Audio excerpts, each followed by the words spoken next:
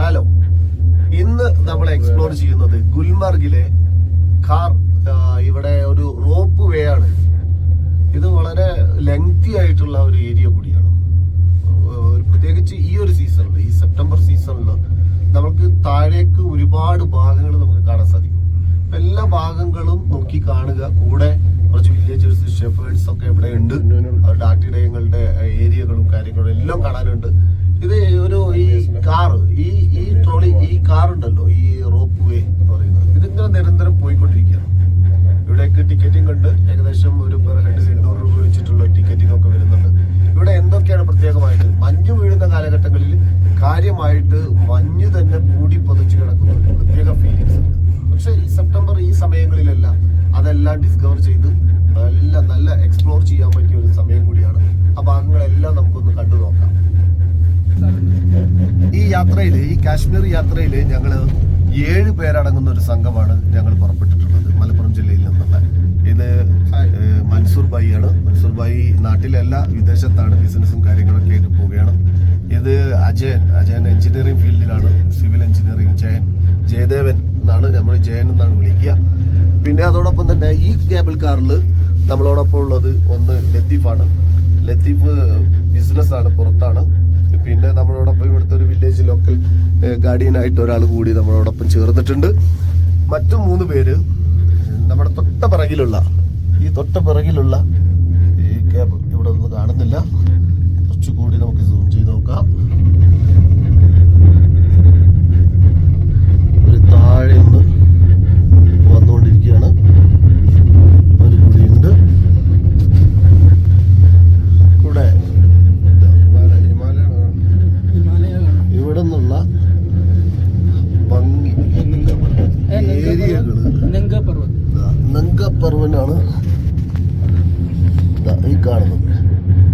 റിസ്കിയാണ് ഇവിടെ നിന്നെടുത്ത് അതിനെ ഷൂട്ട് ചെയ്യാന്ന് പറയുന്നത്. ഈ കേബിൾ കാറിനകത്ത് നല്ല ജാക്കിങ്ങാ. ഇവിടെ ഫസ്റ്റ് ഫേസിൽ നമ്മൾ എത്തിച്ചേർന്നിരിക്കുകയാണ്. ഇവിടെ ഫസ്റ്റ് ഫേസിൽ നിന്ന് ഞങ്ങൾ താഴെ ഇറങ്ങിയാണ്.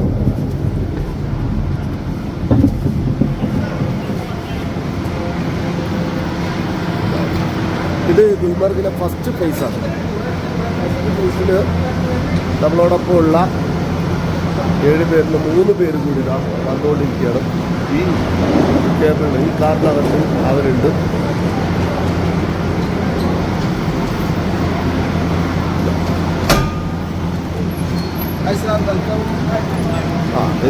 ഇത് സൈദലവി അധ്യാപകരാണ്. ഇത് ഹസീബ്, അത് ബിസിനസ്മാനാണ്. അതുപോലെ സിറാജ് അധ്യാപകനാണ്. ഈ പറയുന്ന ടീം അംഗങ്ങളാണ് ഞങ്ങൾ ഒന്നിച്ച് യാത്ര തുടങ്ങിയിട്ടുള്ളത്. ഇനിയും 2-3 ദിവസം ഇവിടുത്തെ ചില ഏരിയകളൊക്കെ. ഗുൽമർഗിലെ കേബിൾ കാർ വഴി ഫസ്റ്റ് ഫേസിൽ നമ്മളിവിടെ വന്ന് ഇറങ്ങിക്കഴിഞ്ഞാൽ പിന്നീട് അവിടുത്തെ ഒരു ലാൻഡ്സ്കേപ്പ് ഇങ്ങനെയാണ്. അപ്പോൾ ഇതിന് മുകളിലൂടെ ഈ കേബിൾ കാറുകൾ അതിൻ്റെ സ്റ്റാർട്ടിംഗ് പോയിന്റിലേക്ക് പോകുന്നുണ്ട്. ഇവിടെ ഒരു നമുക്ക് ഇവിടുന്ന് കാണാം.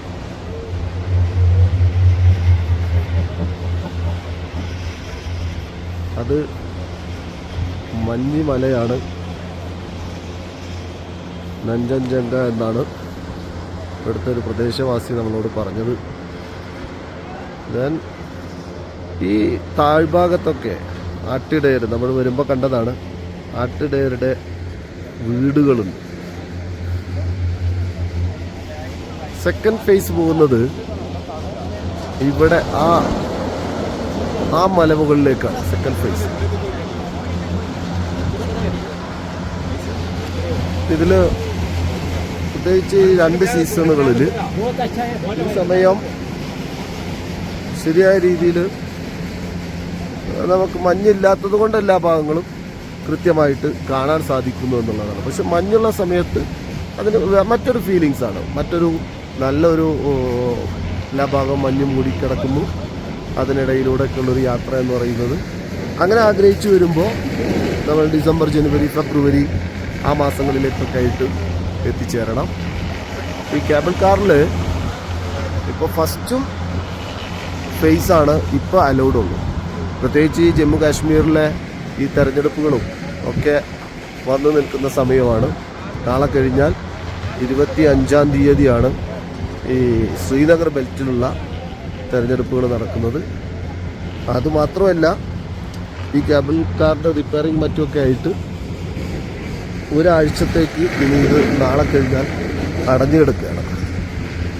പിന്നീടാണ് ഇതിൻ്റെ സർവീസ് ഉണ്ടായിരിക്കുള്ളൂ എന്നുള്ളതാണ് ഇവിടെ ചോദിച്ചപ്പോൾ അറിയുന്നത്. ഓക്കെ, ഏതായിരുന്നാലും ജമ്മു കാശ്മീർ യാത്രയിൽ ഗുൽമർഗ് എന്ന് പറയുന്നത് ശ്രീനഗറിൽ നിന്ന് ഏകദേശം 40-50 കിലോമീറ്ററോളം ഉണ്ട്. ഗുൽമർഗ് എന്ന് പറയുന്ന ഇവിടെ ഈ കേബിൾ കാർ വഴി ഈ 1-2 ഈ മലമുകളിലേക്ക് എത്തിച്ചേരുക, അവിടെയുള്ള കാഴ്ചകൾ കാണുക, അവിടെയുള്ള ആംബിയൻസിനെ എക്സ്പ്ലോർ ചെയ്യുക എന്നുള്ളതാണ്. അതിനൊരു ദിവസം തന്നെ അതിനുവേണ്ടി മാറ്റിവെക്കേണ്ടി വരും. ഏതായിരുന്നാലും ഓക്കെ, ബായ്. അടുത്ത മറ്റൊരു ഏരിയ നമുക്ക് കാശ്മീരിൻ്റെ ഏരിയ ആയിട്ട് കാണാം. ഓക്കെ, യാ.